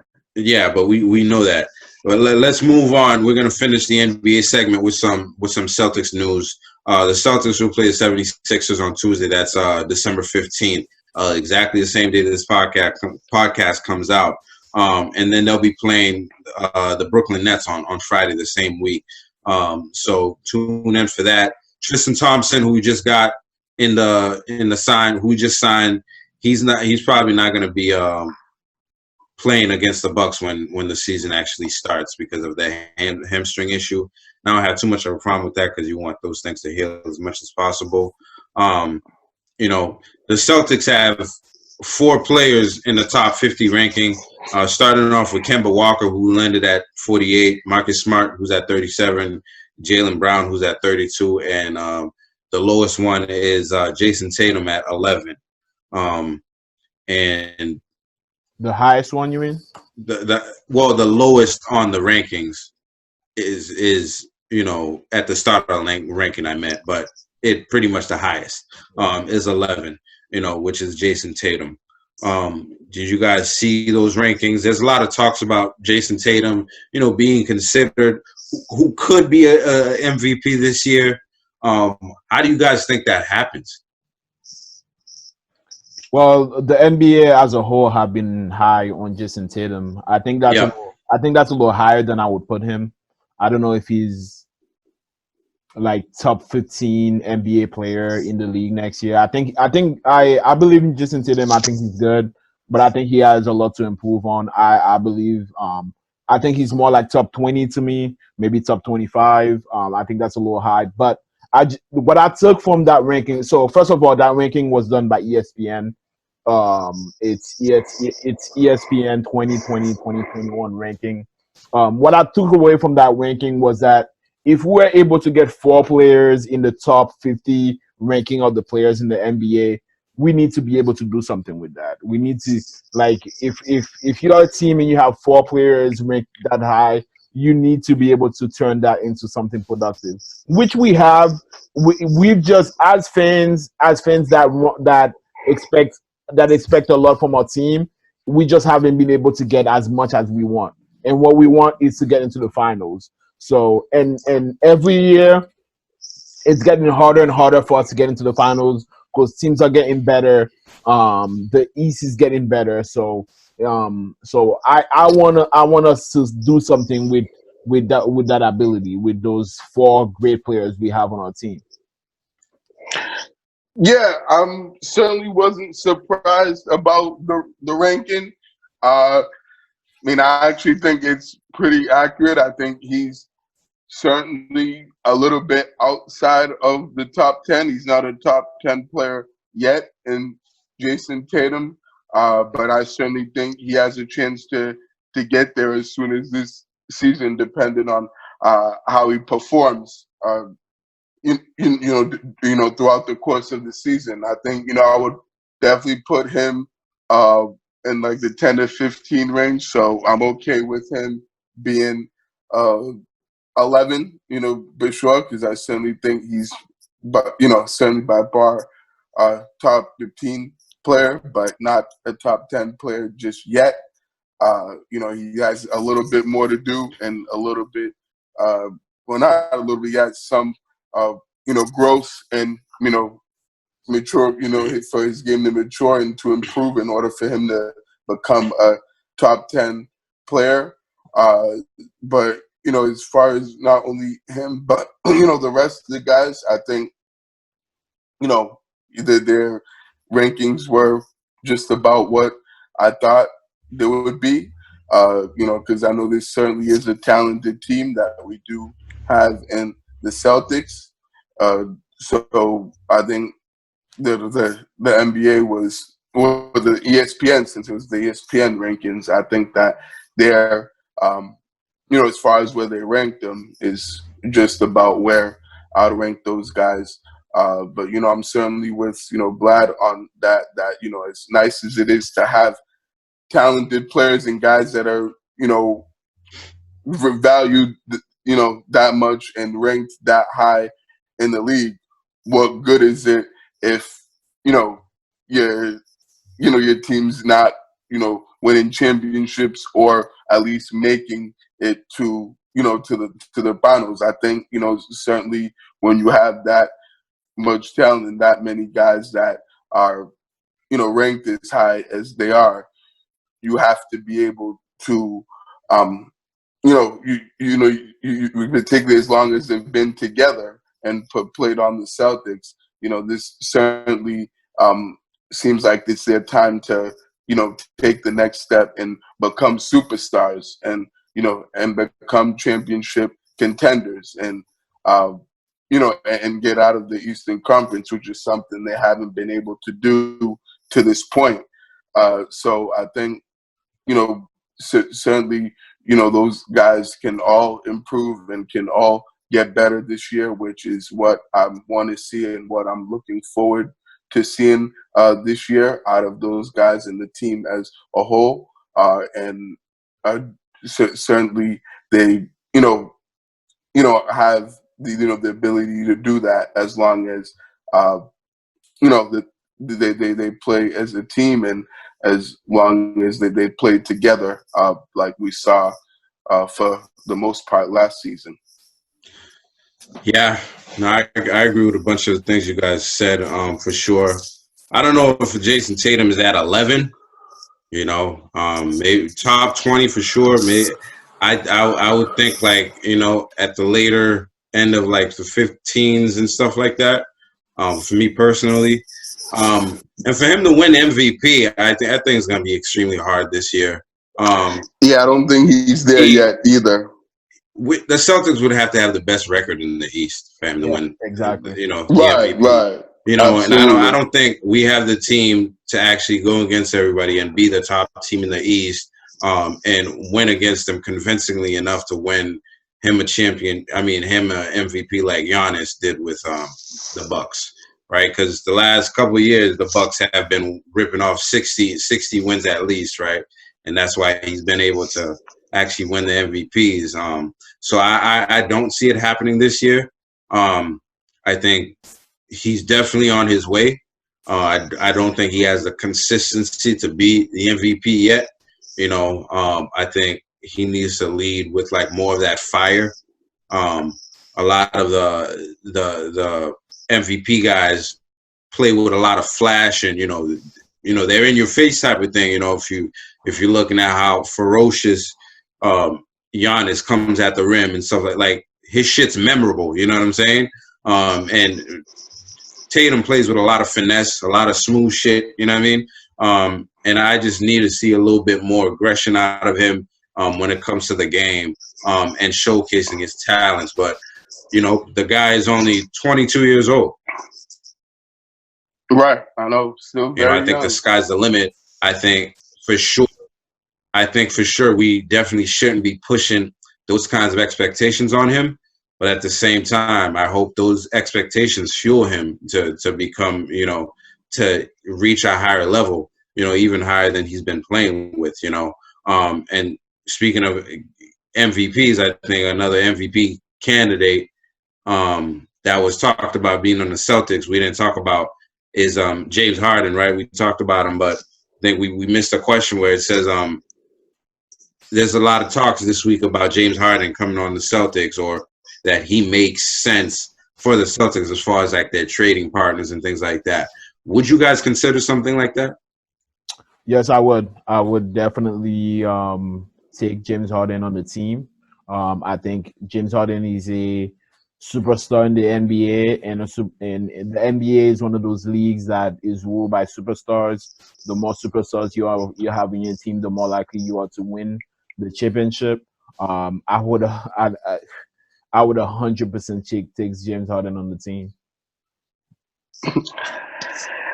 I I know this sounds crazy what I'm about to say, but I actually wouldn't take James Harden. I actually wouldn't want to see him on the Celtics, and I would want them to to make that trade. As crazy as that sounds, I just think that I don't think it'd be a good a good fit here, and that he's a guy that um you know that you could win championships with, and that he'd be good for a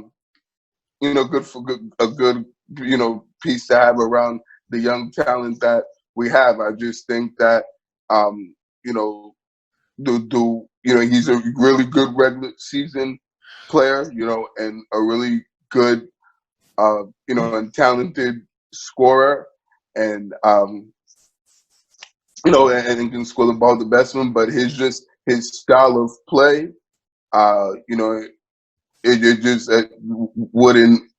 I just wouldn't want to see it here. And I just don't think it'd work well with the Celtics and what they like to do in terms of moving the ball and sharing the ball and looking for the guy who has the open shot and playing too much isolation ball. I wouldn't want to see that because it just doesn't work in the playoffs. His game doesn't translate into the playoffs, and because of that, that's why he's come up short so many times in the postseason and hasn't done well, and is not able to translate his success in the regular season to what we've seen in to the postseason. I mean, the guy, as much as I said, he just chokes in the playoffs, and I don't think he's a guy that can help us get to the next level, which is to win a championship. I get you need superstars in this league in order to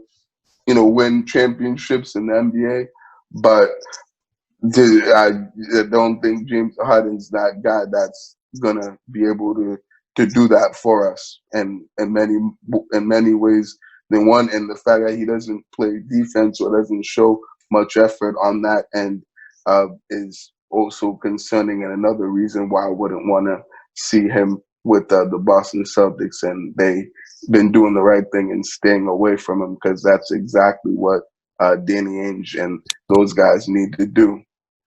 Yeah, personally, I don't want a superstar just to have a superstar on the team. You know what I'm saying? Mm-hmm. And well, first of all, I don't want anybody on the team that doesn't want to be on the team.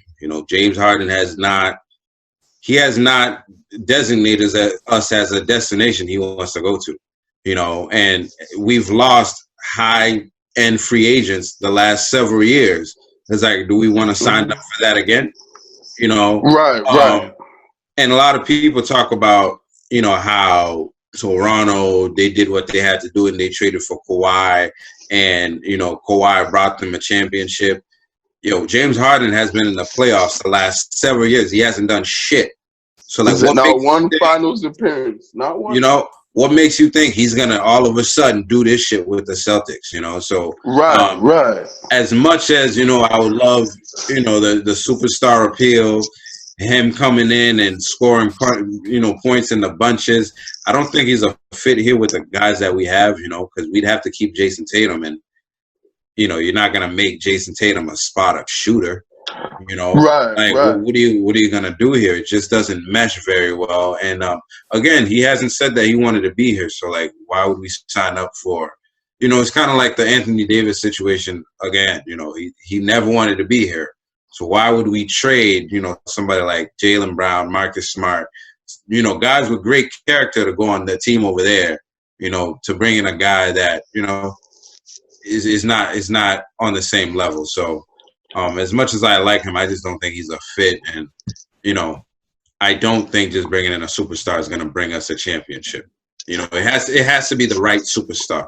I think I think somebody like a Vucevic from Orlando could come in and be an impact player and take us over the top. You know what I'm saying? I don't think somebody like James Harden will come in and do that. Yeah, for sure. And I certainly think that, you certainly brought up some good points, John.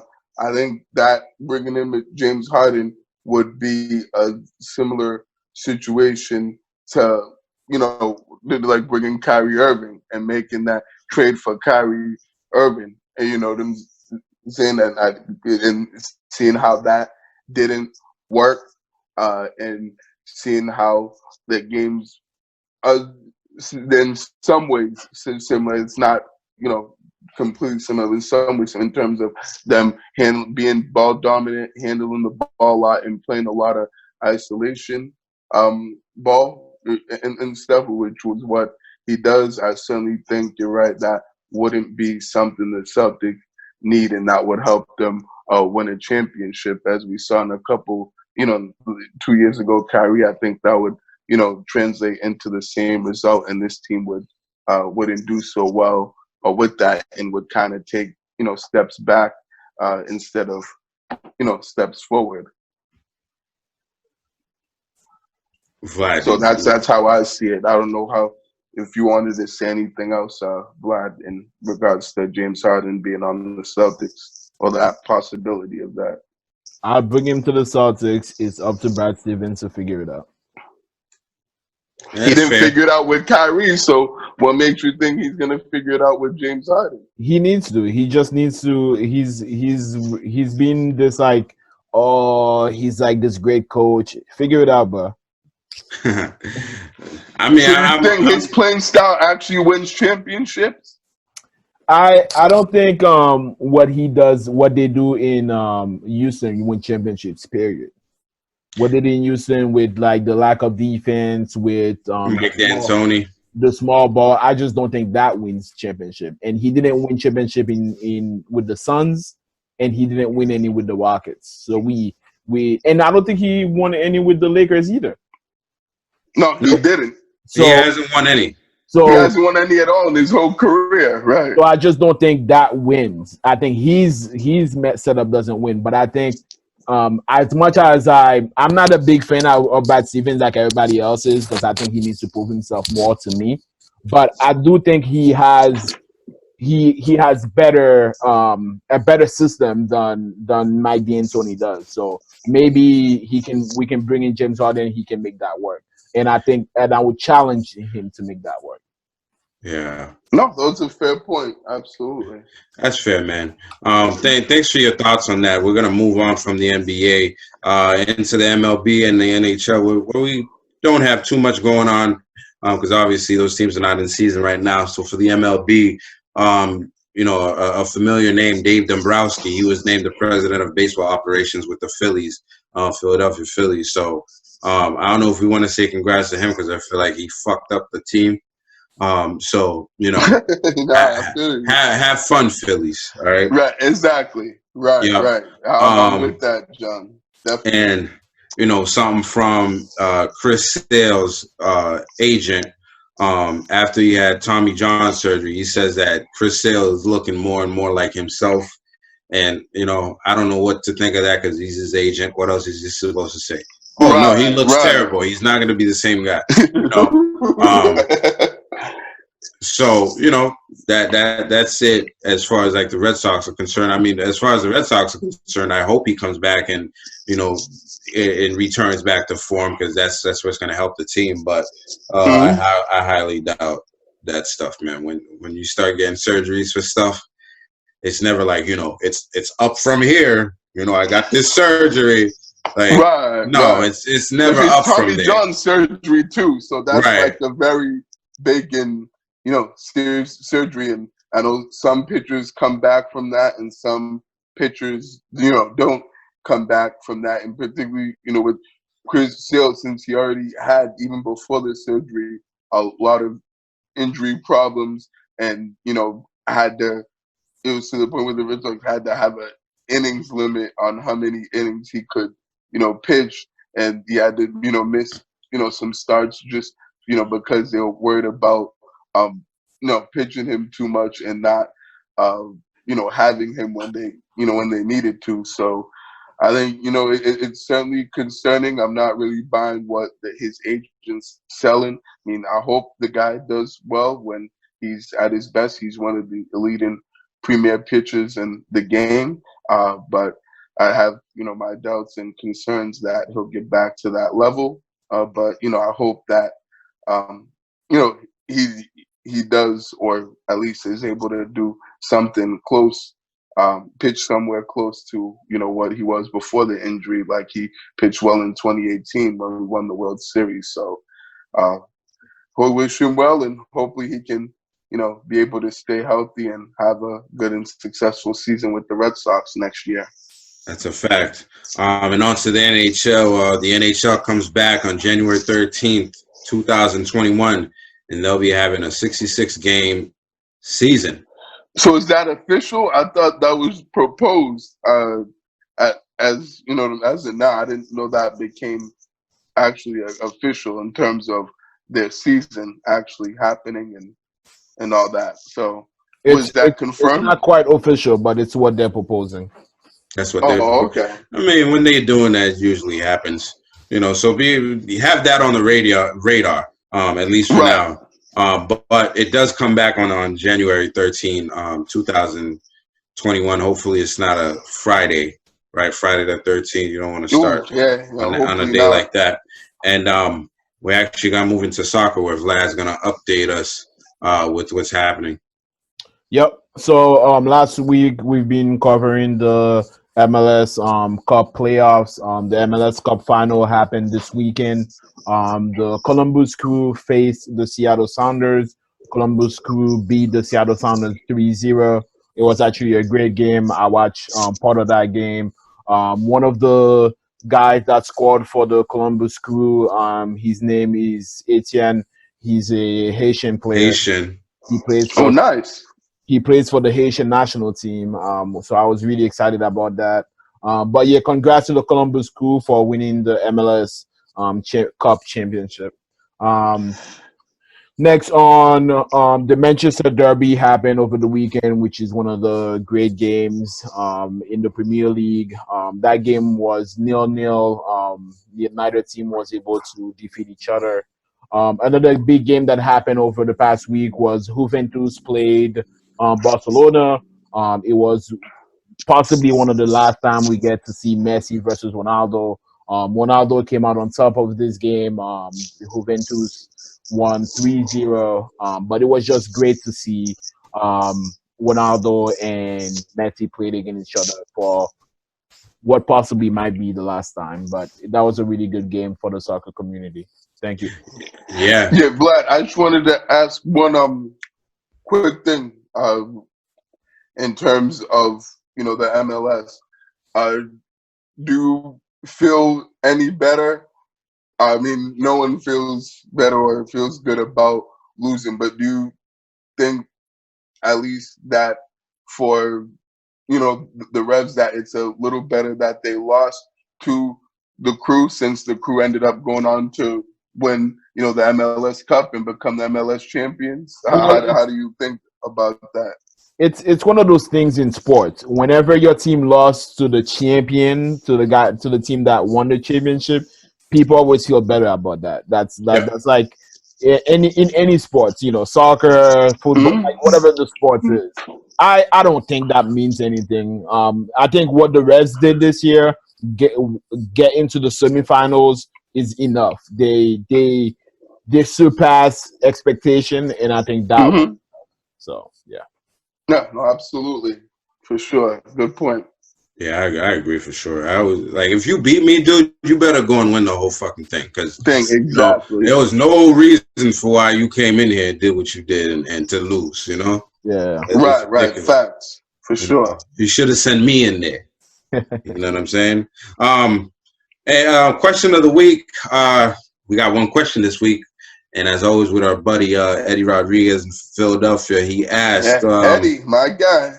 Yeah, he asked, do you think Alex Highsmith can be as good as a replacement for Bud Dupree this season? Who? Who the hell is that? Alex Highsmith? What? Who is he? Alex Highsmith. Vlad, do you have an answer for that? Barry, try not to scream too much, bro. Oh, my fault. My You're fault. still I on just got you're, a little bit excited about you're, saying that. I don't know what made me so excited, but you're still yeah, on the my mic. bad on that. But I don't know. All I can tell you is that the replacement is never gonna be as good as the guy that was starting. That's all I can say. He's gonna step up and play. He's gonna try to make an impact. But to say he's gonna be as good as Bud Dupree, I can't say that. And just like Barry was saying, I don't know who the hell that is, my dude. I've never heard of that guy. I saw the question and I was like, Alex Smith or Alex Hype? Like I was like, yeah, I don't know who that is. Man. Alex Highsmith. Yeah, I don't know who that is. Smith. Oh man. But yeah, The name go ahead, sounds Barry. funny to me. I don't know about y'all, but I think the name is funny. That's why I keep laughing. I mean, as far as whether he's gonna be a good replacement, I mean, if I had to say, I'd say probably not. I know, Bud Dupree was, one of their best defensive players, along with, T.J. Watt, and and certainly a big part of, their defensive identity, for the Steelers, and and part of what they do on the defensive end. But certainly think that he's not going to be able to, fill, his shoes. He just has to certainly play within his role and, and do what the coaches, ask him to do and go out there and do his job. I mean, he certainly, as we don't know who he is, so I mean, he can't be as good of a player as Bud Dupree, or else we would definitely know who he is. Even though we're not Steelers fans, but we'd at least be aware of him. So, yeah, it just, you know what I'm saying. He just has to do his part and do what is asked of him. I think that's what it really comes down to for the Pittsburgh Steelers and their defense, for them to be successful. Yeah, I actually read up a little bit about him. He's actually a rookie mid-rounder. So he has good expectations. Last week he came in and he played and he had 5 tackles. 2 of them that were solo, or 2 or 3 of them were solo. And he actually didn't have a bad grade. When it came to like the player rankings in the NFL, he actually didn't have a bad grade. But only thing is his usage went up by like almost 60%, which is not good. Like if you're a rookie that's supposed to come in and make huge impact like that, you're gonna come in and make huge impact like that. You're not gonna. Mm-hmm. They're gonna find a way to put you on the field. You know what I'm saying? Like if you're performing like that. But with that said, when you replace a guy like Bud Dupree, who was, if the rookie's that good and Bud Dupree is taking all that time, then you know how good Bud Dupree is, and he's certainly not going to reach that bar as a rookie. So there's your answer there. And Eddie actually did ask another question, which I don't know if Eddie's playing with us. He might be.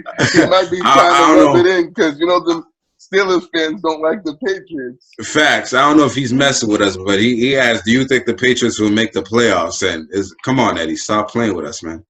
Yeah, we already addressed that in the beginning of the show. Right. Exactly. Even though they're technically not out of it in terms of the mathematically, but we all know damn well, yeah, they're not making the playoffs at all. As much as I hate to say it. That's a fact, man. And that's it for the question of the week. Thank you, Barry. I mean, not Barry, Eddie. That's actually Barry's boy. So thank you, Eddie. Yeah, my guy. Yes, sir. Big shout out to Eddie. Thank you, brother. All the way out in Philadelphia. Every week he's on here. So thank you for that. Barry, did you have a B-Money Lifestyle person of the week? No, I didn't, but I just wanted to give a quick shout out to everybody that came by our event yesterday and that came through and supported us and brought our merch and talked to John and myself. So I just, wanted to say thank you so much for that. And, we certainly greatly appreciate the support and, all the merch that, you purchase.